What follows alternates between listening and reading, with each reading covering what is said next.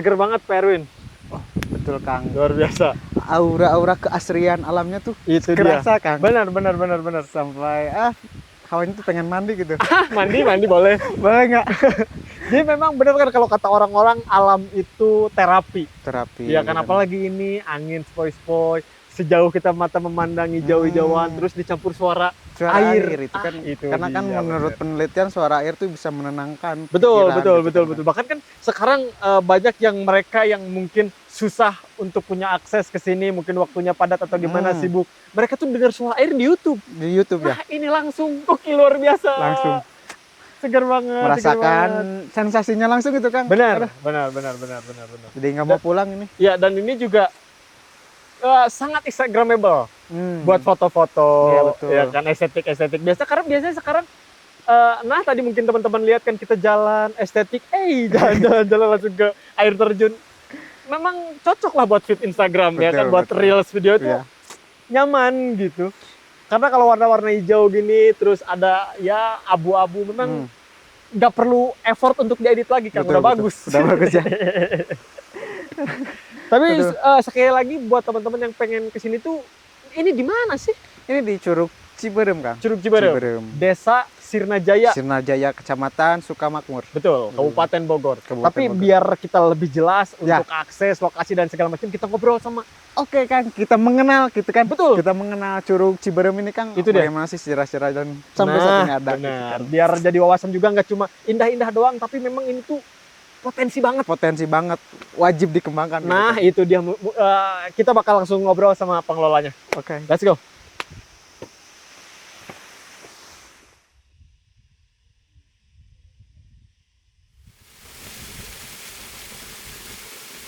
Yes, Pak Erwin, hari ini kita sekarang sudah bareng sama pengelolanya.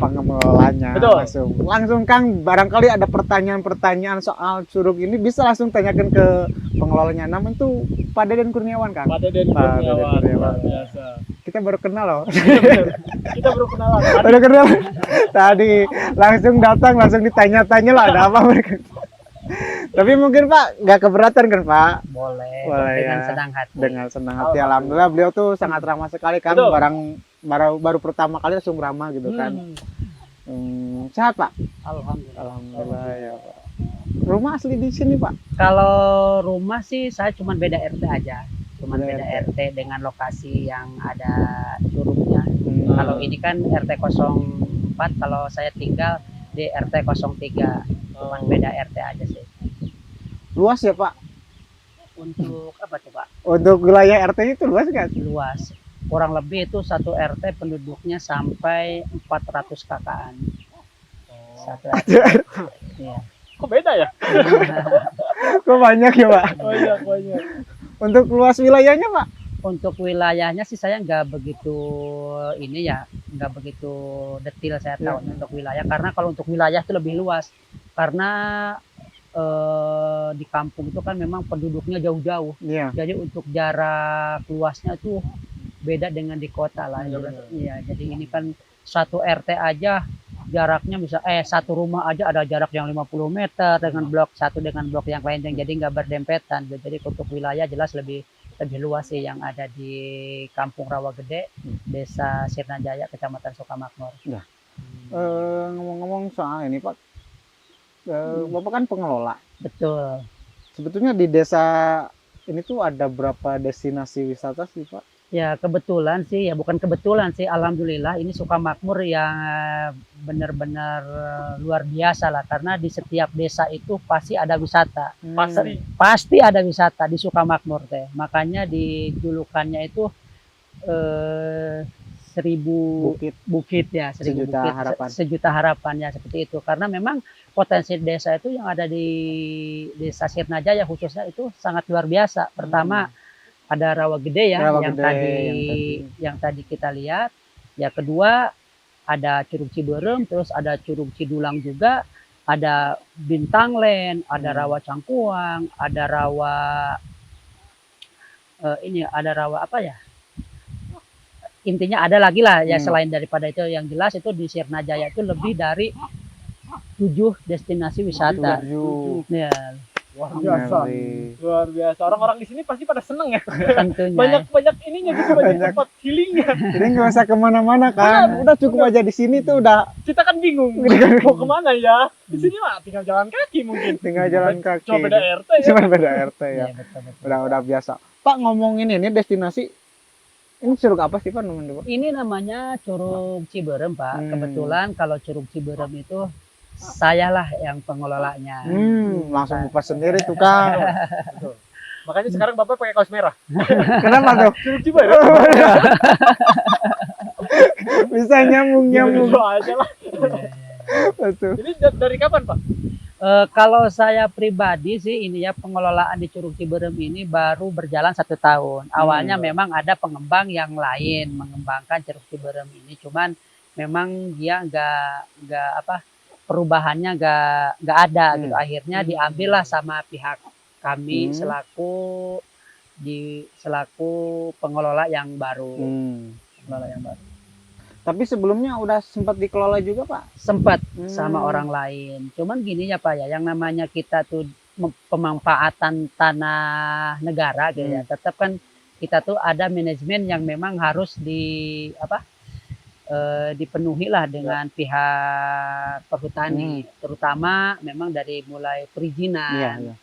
Keduanya kita juga dituntut setelah kita adanya PKS, perizinan itu jadi, kita juga dituntut harus benar-benar serius Pak untuk mengelola ini teh. Jadi nggak asal jadi PKS udah begitu aja gitu. Makanya saya tuh dari semenjak Lebaran kita memang kemarin off dulu. Insya Allah di minggu ini tuh kita udah mulai perapihan lagi Pak. Karena alhamdulillah peminatnya Ciberem ini tuh sangat luar biasa, khususnya untuk camping ground di hari Sabtu Minggu itu udah pasti untuk camping ground selalu ada gitu. Biasanya dari sekolah-sekolah apa yang mau ospek gitu. Betul, ya di antaranya seperti itu. Ada juga yang memang yang hobinya camping, terus ada juga yang memang campingnya itu pakai mobil itu.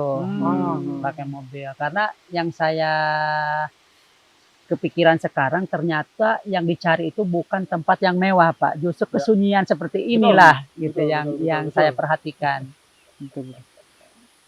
Iya. Suara tongeratnya masih ada Kang. Nah, itu dia. Menandakan keasliannya itu Betul, loh. betul. Dan ngomong-ngomong soal curug ini Pak, berapa meter sih Pak ini? Kalau untuk ketinggian curug ini saya pribadi sebenarnya belum mengukur secara pasti ya Pak. Cuman kemarin setahun yang lalu ada tim yang mengukur dari pecinta alam. Pecinta alam itu kemarin kabar beritanya terkait ketinggian Curug Ciberem itu di 84 meter. 84 meter. Lumayan. Nah untuk ininya Pak, asal mula airnya tuh di mana sih Pak? Ya kebetulan kan ini ya Pak, karena di atasnya itu memang gunung Pak. Jadi ini teh kan hutan lindung. Iya. Jadi ini teh dari sumber mata air. Oh langsung. Perkumpulan dari sumber mata air yang memang jadi nyatu di atasnya. Lah akhirnya terbentuklah air seperti ini.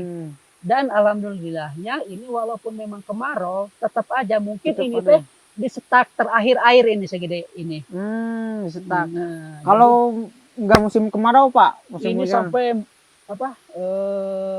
sampai meluap lah ini. Sampai meluap dan di sini pun kolamnya penuh gitu. Penuh ya. Dan biasanya emang dipakai renang ini Pak? Betul, dipakai renang. Cuman sekarang karena memang debit airnya lagi kurang ya, terus ininya kan bocor, ya akhirnya kan jadi nggak bisa nampung. Bisa nampung.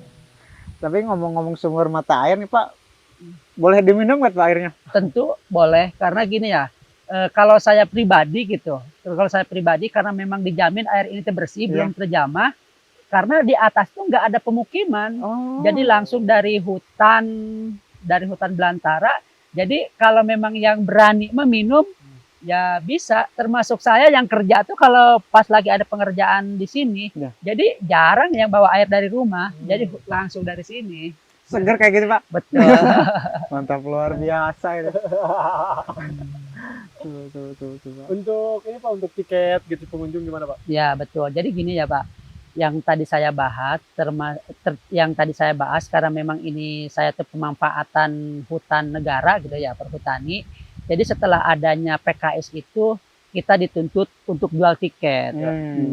Di situ baru ada persentase antara pihak pengelola sama pihak perhutani. Saya selaku pengembang gitu ya. Jadi itu tuh ada persentase dari tiketing. Untuk tiketing sendiri itu per orang tuh dikenakan 15.000 per satu orang untuk berkunjung ya. Terus tambahan 10.000 untuk camping ground. Kurang lebih seperti itu, Bang. Iya. Untuk fasilitas camping kan biasanya kalau di camping ground umum gitu ada yang menyediakan penyewaan tenda gitu untuk fasilitas Kayu bakar kayak gitu kan. Nah, ya untuk saat ini memang kami belum ya karena memang baru merintis. Cuman kalau untuk penyewaan tenda walaupun memang kami saat ini belum tersedia karena memang kita kerjasama dengan BUMDes. Karena BUMDes, jadi saya tetap diiyahkan aja. Nanti di saat sewa tenda tuh saya tetap ngambil ke BUMDes. Pak, saya kan dulu pernah jadi direktur BUMDes tuh di ini. Gimana sih cara mengembangkan potensi desa sendiri sih, Pak? Karena waktu di desa tuh nggak ada apa ya, nggak tahu saya nggak melek, nggak tahu saya nggak bisa ngembangin, cuman nggak punya aset gitu, jadi nggak bisa di ini. Nah, ini bisa dengan alam yang kayak gini tuh gimana sih, Pak? Cara pengelolaannya itu? Cara pengelolaannya ya justru gini ya, khususnya saya sih kalau di BUMDes memang saya terlibat di salah satu UPH-nya saya di unit pengolahan usahanya. Kalau saya di BUMDes, kalau saya pribadi di sini memang untuk saat ini kalau kita ngandalin modal dari hasil tiketing itu jauh. Kita tetap nggak bisa ngebangun lah. Tentunya alhamdulillah gitu selaku si pengembang itu memang yang rencana ngembangin untuk selanjutnya ini memang ada modal lah, ada modal sendiri yang nantinya karena gini ya. Jadi setelah kita adanya kerjasama dengan pihak perhutani, justru kita malah dituntut untuk ngebangun. Karena persentase kalau ngandelin dari tiketing itu sangatlah kecil, mohon maaf ya sangat kecil.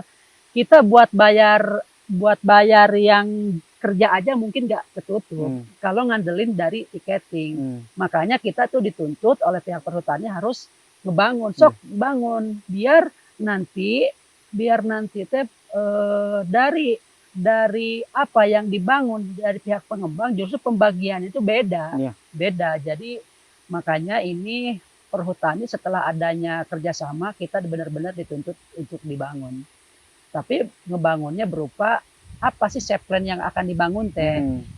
Karena memang ini di hutan negara, tanah negara ya tentunya ada peraturan lah yang memang yang nggak dibolehin seperti ini, yang dibolehin seperti ini. Tentunya kita juga kalaupun memang ngebangun nggak bisa semena-menanya si pengembang. Ngomong-ngomong nama Curug, Pak, Ciberem, kenapa bisa dari Ciberem, Pak? Nah, kalau awal mulanya Ciberem memang dari awalnya tuh gini ya, Pak. Karena air terjun ini kan sebenarnya ada rawa Ciberemnya, Pak. Ini merah gitu, gimana sih, Pak? Nah, justru si rawa Curug Ciberem ini teh airnya tuh nggak pernah jernih, Pak. Merah gitu. Sebenarnya tuh kalau menurut saya masih itu karena memang pembusukan rumput aja pembusukan rumput aja, jadi airnya tuh ya seperti itulah. Itu kan agak kemerah-merahan. Iya. Jadi dinamain ikut karena ini berada di daerah ini. Jadi namanya Curug Ciberem gitu kan. Rawa Berem, Curug Ciberem gitu. Nice. Kirain pendukung M. Liverpool. Apa juga. Betul, Pak. Untuk ini, Pak, PAD yang dihasilkan dari BUMDes sendiri, Pak, dengan kayak potensi ini gimana? Berapa sih, Pak? Nah, kalau untuk di BUMDes sendiri mungkin beda. Kalau BUMDes kan memang tanahnya katakan tanah adat ya. Cuman kalau situ kan milik aset pemerintah ya. Kalau ini kan memang tanahnya tanah negara. Tanah negara. Kalau di BUMDes sendiri saya takutnya salah kalau ngejelasin. Kalau mungkin saya ngejelasin yang tentang Ciberem aja. Jadi setelah terbentuknya PKS itu nanti ada persentase. Persentasenya kalau kita seperti ini aja sekarang. Hmm. Setelah jadinya PKS, kita dituntut harus jual tiket. Ya. Jual tiket. Nah, si tiketing itu teh dibikinkan oleh pihak perhutani. Perhutani. Hasil dari tiketing itu pembagiannya 70% perhutani, 25% pengelola, 5% LMDH. LMDH. Ya, LMDH. Ini dari tiketing ya. Karena tiketing itu teh mau ada pembangunan, mau enggak. Kata setelah adanya jadi PKS, ya seperti itulah. Nah, nanti setelah adanya pembangunan dari pihak pengelola, apa sih yang dibikin dari lokasi ini teh? Apa mau dibikin camping ground yang memang benar-benar bentuk kabin, terus villa, apa wahana yang lain-lainnya, nanti itu dibalik. 70% yang punya modal pengembang, 25% perhutani, 5% LMDH. Mungkin kurang lebih seperti itulah nanti untuk pembagiannya. Tapi itu bisa jadi percontohan juga Pak ya buat desa-desa yang lain yang kaya akan potensi, itu bisa langsung belajar. Boleh nggak sih Pak belajar ke desa ini Pak? Tentu boleh saja, kita sama-sama menggali lah. Sebenarnya gini ya, saya juga kenapa sekarang lebih semangat, karena justru yang dicari itu kalau saya perhatiin itu bukan tempat yang mewah dan lain-lain gitu. Justru dari kota jauh-jauh teh hanya kesunyian Pak. Hanya kesunyian. Mungkin lah salah satunya itu di Ciberem lah, mungkin tempat yang pas buat nongkrong, buat weekend. Betul gitu. Pak, betul Pak. Karena riuk pikuknya kota tuh membuat pikiran gitu. Jadi kesini tuh udah bahagia. Terakhir Pak, untuk plan kedepannya Curug Ciberem ini akan jadi seperti apa? Nah, tujuannya sih mudah-mudahan ini di tahun ini bisa terrealisasi ya apa yang memang udah dibuatkan set plan. Iya. Alhamdulillah saya tuh di bulan ini akan start kembali.